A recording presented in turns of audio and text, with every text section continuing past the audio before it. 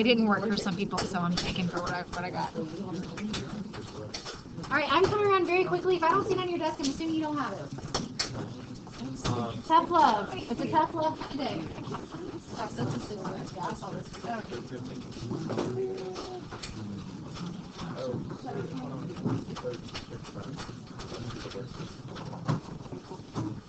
don't see it on your desk. It's tough love. Thank you.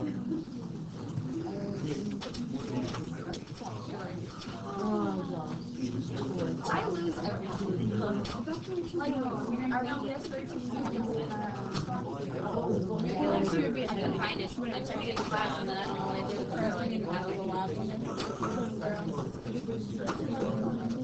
so maybe this is because usually like teachers will tell you when they have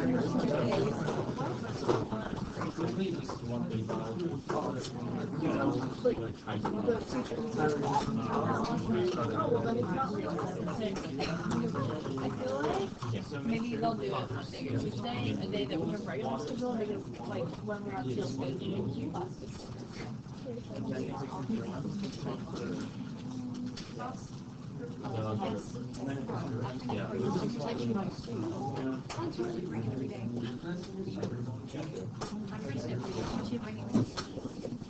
It's so well.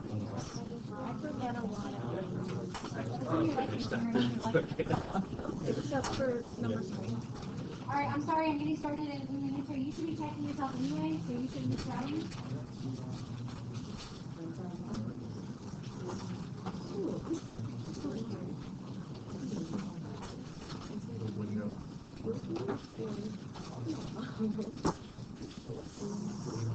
Alright, tell me which ones we should be doing as a warm-up here. Because we got it wrong. I'm not going to do any of them, I need specifics. 2 and 4. 2 on the middle column. 2 on the middle column. 2 on the middle column. And what else? 3 on heat of phase change, 2 agree with 1. What else? I'm probably forgetting to add Okay, stopping there.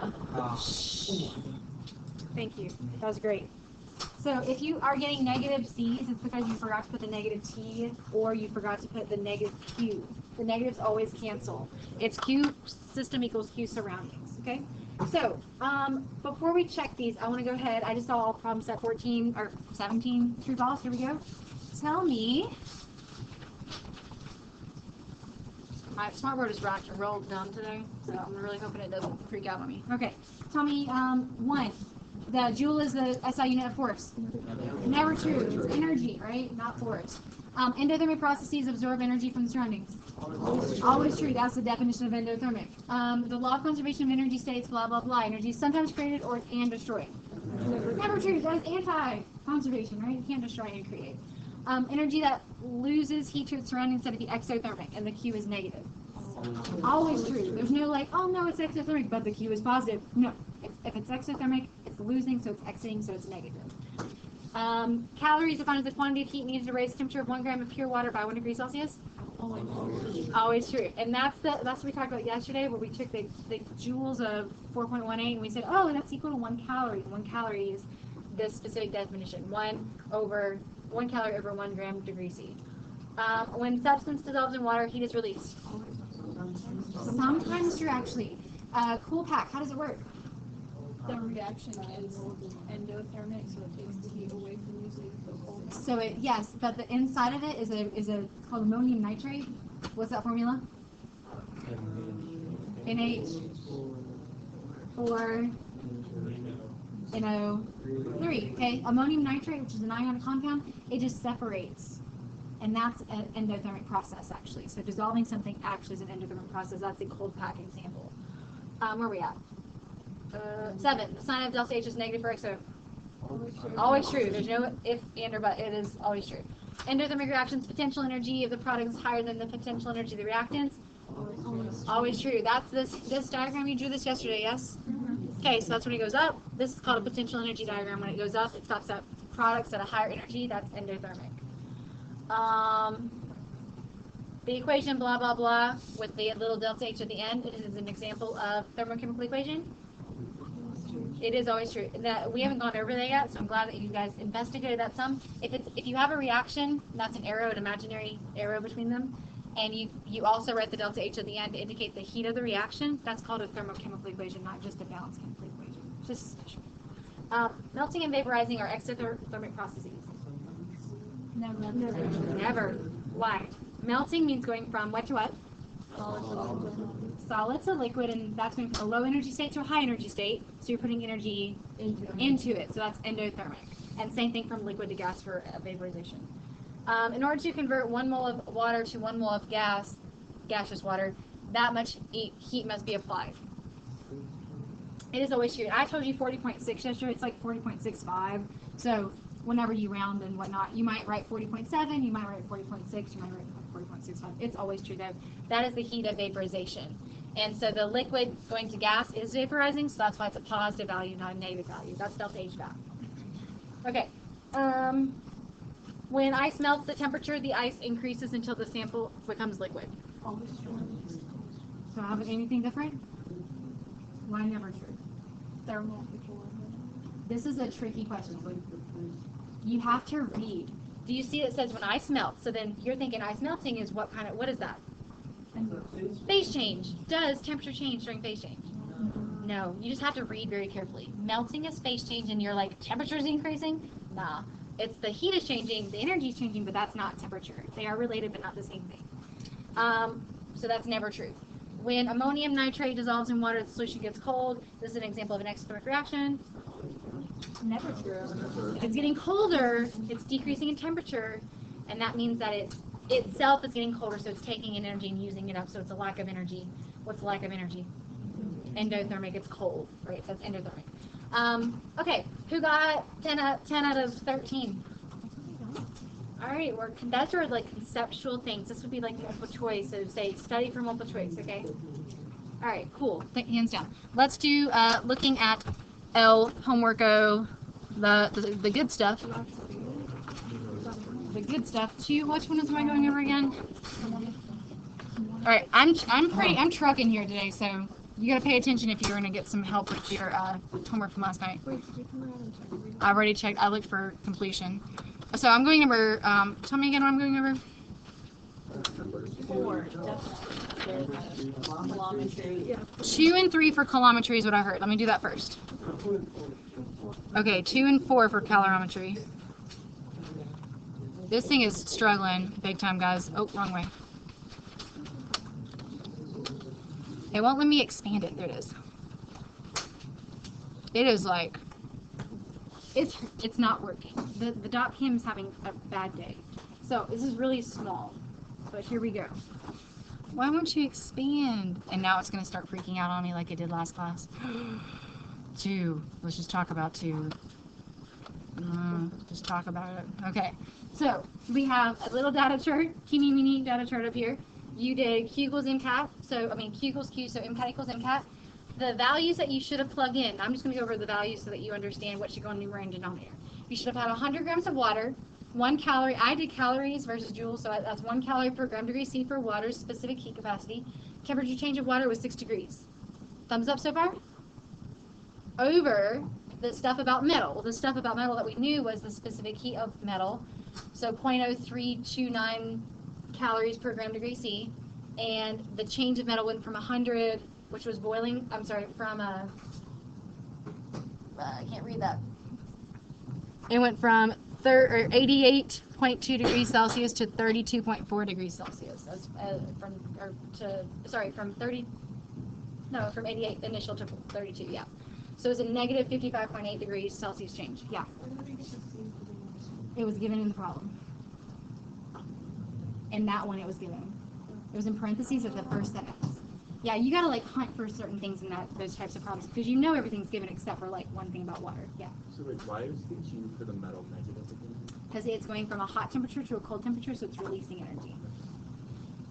So that in the end, once you put in your calculator correctly, you should have all that information in numerator divided by parentheses, information in denominator, the negatives cancel, and you get 326.8 grams. That's number 2. Yeah. Okay. Looking at number 4 now.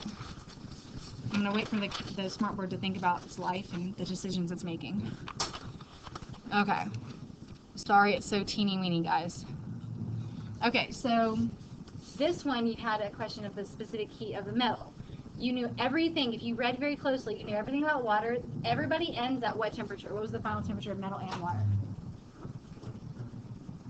It was T final.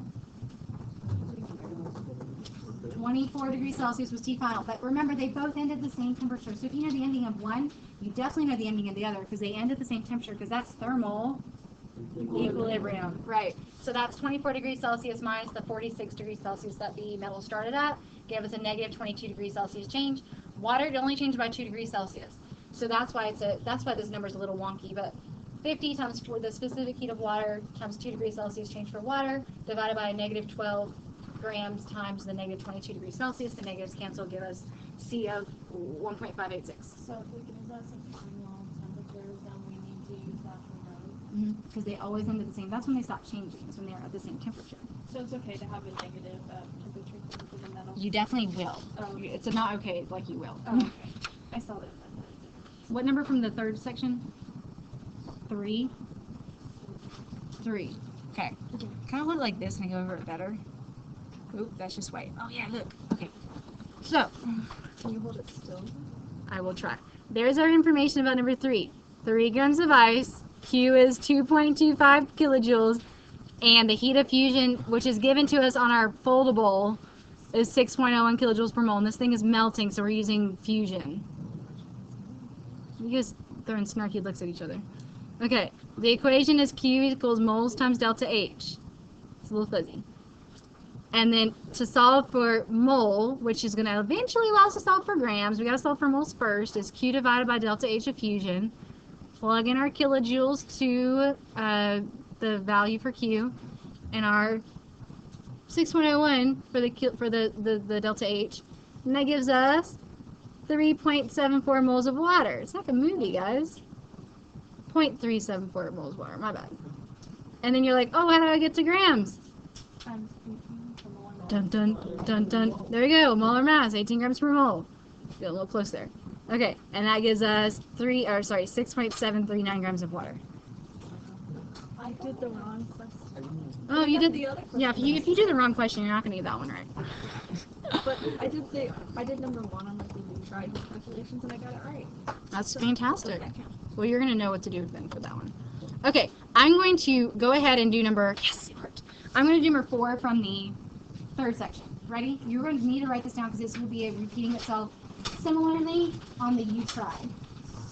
Every bit of this part is important. You're going to like give me 100%, 110% of your attention. All right, ready? What does number 4 tell us? What's our given? This is number 4 under the heat of phase change. 52.9. All right, hold on. What's our question? Sorry, what's our question first?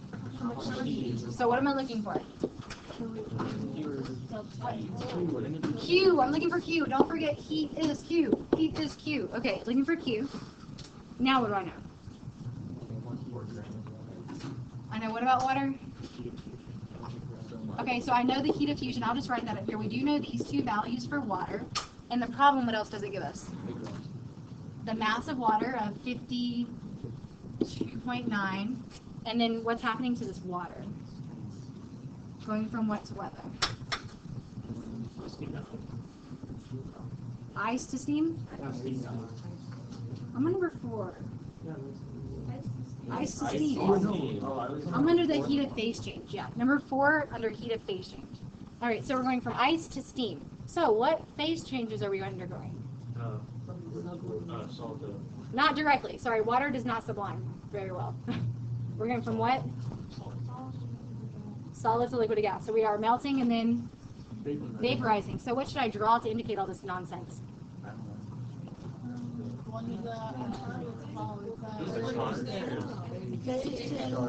Phase change. 2 chains. Okay, here we go. I'm gonna make up a song about phase change. Okay, so I cracked myself up. What does it start at? What's the temperature change? Or the temperature it starts at? Negative 15 degrees Celsius. Okay, and then what's it go to? 230 degrees Celsius. Woo, doggies, 230. I've never experienced that. Okay, so what's happening in between at these little stops along the way. Okay, so what's this first temperature that the phase change starts at? 0 degrees Celsius. That's when it starts to what? Melt. So it's going to do melting at this first little stop. So we're from solid to liquid now. Draw yourself this heat curve. You will require it on this problem. I swear to you, it will help you. If not, you're going to do it in your head, and that kind of sucks. Okay, now we've melted. We've increased the temperature of the liquid all the way to what? What's our next temperature? 100. Right, 100, and that's when it's going to start to turn to gas, right? So we have vaporization, evaporation occurring here, or vaporization, and we're going to go to gas. Okay, so we have quite a few little heats to account for, because we have the heat that's involved with the solid heating up, we've got the heat of melting, we've got the heat involved with the liquid heating up, we've got the heat of vaporization, and then we have the heat of the gas heating up. So how many heats was that? 5. So 5 Qs. And then we're going to add up those Qs to get the total Q that it took to heat up all that ice and melt it and phase change it to gas. Okay?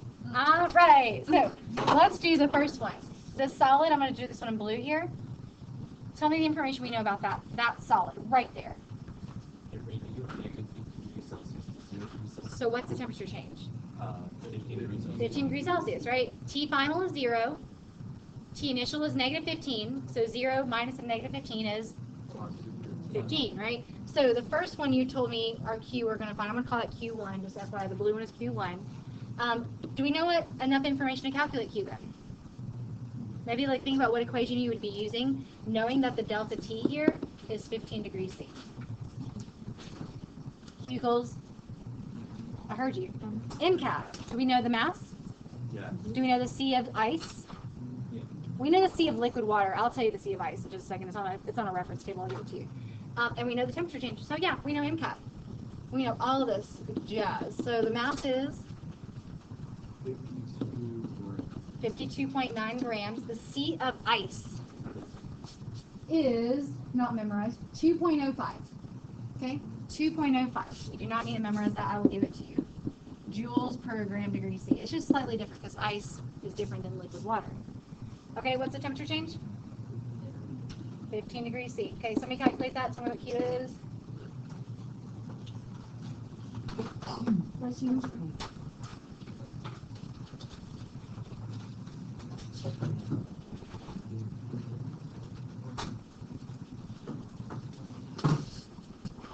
The more participation I get, the more time we'll have in the lab. So let's hope we can get this done here, guys.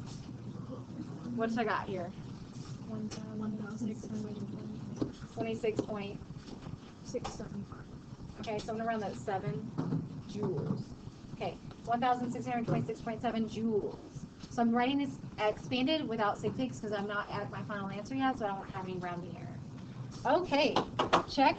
We got the first one done. What's my next step across this heating phase thing? I'm not quite to liquid yet. I need to calculate the heat that was required to melt the substance. What equation should I use here?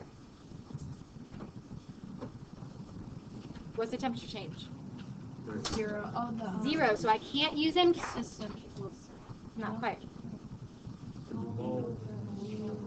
Mole times delta H of fusion because it's melting, right? So Q2 is the the green part here, okay? Q2, you just told me there is no temperature change, so I cannot even use Q equals MCAT because it would give me 0. We all know that's a lie, since there's heat definitely being applied here. So then you're going moles times delta H of fusion. All right, so somebody calculate how many moles of water that is. So what are you doing in your calculator? 52.9 divided by 18 grams per mole to give me the mole. 2.936 moles. Okay. Does everybody know how we got to moles? I will. I do 18.016. I just divide it by 18. Either way, I'm just rounding. So how do we get to moles? I'm going to write this up here. We took 52.9 grams and we converted to moles of water by just writing out its molar mass. So 1 mole of water is 18-ish grams of water. So then we converted to cancel out our grams and got moles. Stoichiometry, lower mass conversion. That's review. So we can get to moles. What's delta H of fusion? You wrote it down yesterday. 6.01 kilojoules per mole. So that might be something we consider later on that this is kilojoules, right? So our moles and moles cancel. How many kilojoules is that? How much? 17.66 kilojoules. Okay. Keep it going. You should be able to figure out now what my next Q is. How do I calculate my next Q? Q3 is going to be this one. Would it be used as that? Yes. Why? Why do I have to use MCAT again? Well, we have the mass and then we have a temperature change. Right. This purely because we have a temperature change. If there is a temperature change, I must use MCAT because that's how you count for the temperature. So C, our MCAT is our for liquid water. We know the C for liquid water. So mass is 52.9 grams again. What's the C of liquid water? 4.18 joules per gram degree C. Look at all these lovely units I'm writing. I'm wanting you to write too. What's our temperature change of this liquid water? So you're looking at it, you're like, it starts at 0, it goes to 100. 100 minus 0 is 100. So what's that in joules? Yeah. Okay. 22,112.2 joules. Yeah. This is a given. It's on your foldable. You wrote down the C of water. So there's all these specific heat capacities that you actually have access to. You know them. So if in the problem, it's assuming you know it, then look it up. So there's also a reference table here that has a couple of them on here already for your test. So specifically, if you're looking for Q, it's assumed you know C because it's just a given on like a reference table someplace. Okay, Q4. So Q4, where's that?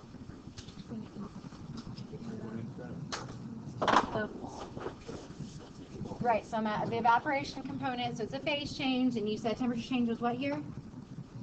Temperature change? Huh? What'd you say? No, but it's vaporizing, so it still is phase change. So we're not doing system surroundings. This is all Delta H, the same as normal. right. But it's delta H of what? Vaporization. Fusion is melting, so this is fuzz, this is fusion. Vaporization is our top one. So you told me no temperature change, so I can't use Q equals MCAT. You told me to use moles times delta H of vaporization. So moles times delta H vaporization is, what's our mole again? 936. Okay. So we wrote that down earlier because we don't want to have to calculate it again. So here's our moles. What's our delta H of vaporization? You wrote it down in your foldable. 40.6 kilojoules per mole. Right. And then our moles cancel. Oh, dude, this is like the granddaddy of all problems, okay? This is the big one. 109. Oh, I went to kilojoules or joules. Okay, I got 119. I got 119. Ooh, hold on. Two. Oh no, sorry. 119.2. Yeah. 2. 2, 0. All right, so that's kilojoules again because these vaporization constants or these delta H constants have kilojoules with them. Whew, almost done, guys.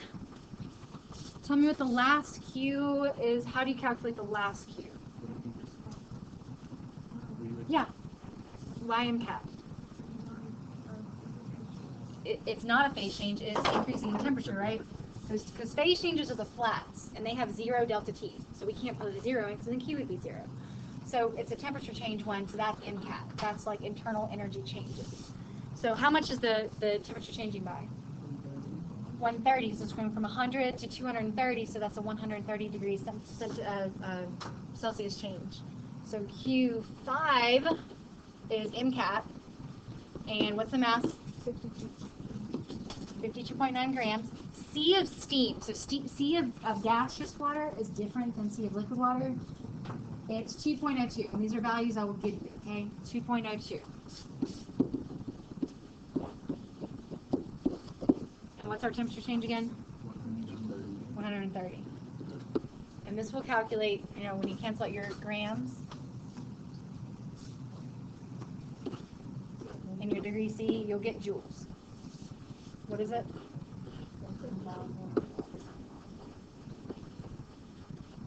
Yep, 5 joules.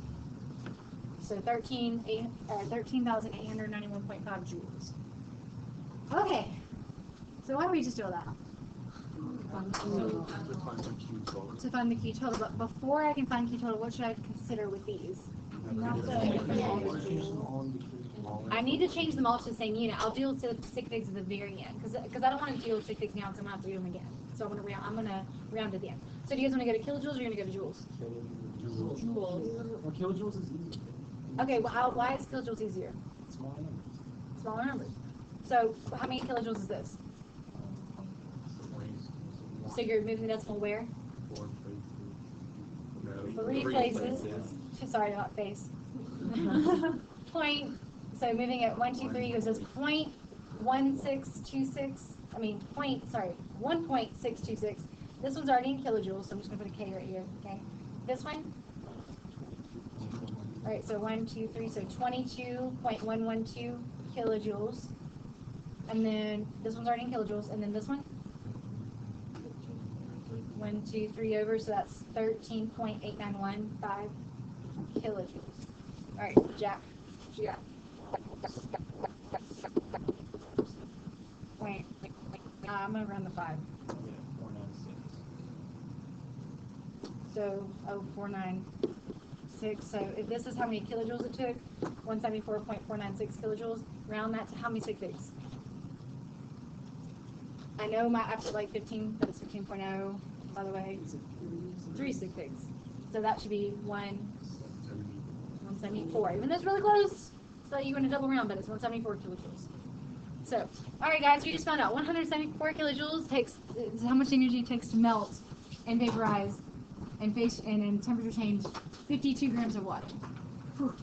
I feel good. I feel like I'm accomplished. Okay.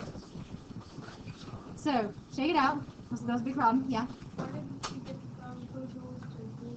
So there's 1,000 joules in 1 kilojoule. So if you're going 2 kilojoules, it's going to be a smaller number. So you back it up 3 spaces to go to kilojoules. Or if you want to go to joules, like how many joules would that be? How many joules would that be? 174,486. Yeah. 174,496. You just move decimal back 3, or to the right 3. Okay, pull up a piece of paper for the lab. Let me tell you what we're going to do for the lab. We have exactly enough time. Whoa. Okay. I needed an hour, and it's 1:13, so we're doing great. Oh, they didn't do it. I totally forgot about that. So nothing. We're doing our lab. So because they would have already done it. So this lab requires us to do some calorimetry. So I did those two. Oh wait a minute. I did those 2 questions in particular because those were non-calorimetry problems, right? I did cubicles and cap, which is not calorimetry. It's just like internal heat. We did phase changes, which is not calorimetry. It's just cubicles, moles times delta H diffusion or whatever. What is calorimetry? That's not specific enough. I need more. System and surroundings, right? In all your homework problems, what was the system? System was like The metal, and the surroundings was the water inside of a coffee cup calorimeter. So that's what I'm going to show you. Here's what a coffee cup calorimeter is. It's literally 2 styrofoam cups stacked together. There's water inside. We're going to pop a thermometer in there, and we're going to drop some hot metal in there, and we're going to see the temperature change. It's a really easy experiment. It is very, very inefficient, though, because heat just escapes just miraculously, okay? So I've tried my best. I'm using styrofoam. Why is that good? It's a great insulator. Air is a great insulator. That's why you have like double paned windows at home. It's like 2 panes of glass with air in the middle. Really good insulator. But still, it's a coffee cup, people. Okay, so you got to make sure that whenever you do the steps on this question, on this lab, first you are going to read and kind of prepare yourself by doing the pre-lab. It's 4 questions. It's not hard. But you're going to boil water ASAP. Boiling water is simply to heat the metal up to boiling temperatures. What's the boiling temperature of water? 100. That is not the calorimetry experiment. That is just prep work. Okay, that's going to heat up the metal so it's hot. Then you're going to prep your calorimeter, and you're going to put a little water in there, and you put your metal in there, and then you're going to be like, voila, there's a temperature change, and then calculate from there. Okay. So I think you'll be fine, but I do want to make sure that you're paying attention to steps 6 through 9 because that has to happen in a nanosecond. Okay? We all know how fast a nanosecond is. Like 10 times faster than that, right? So that steps 6 through 9, read it 2 or 3 times to make sure you know what your flow is so that there's no heat loss, because if not, you'll have to do it again, and then we won't get done. Okay? Other than that, the beaker size does not specifically matter. Boiling smaller amounts of water happens faster than boiling large amounts of water. Tip. Okay? So I'm going to count you off for lab groups, because last time we wasted time in the lab, so I want to make sure I choose this time.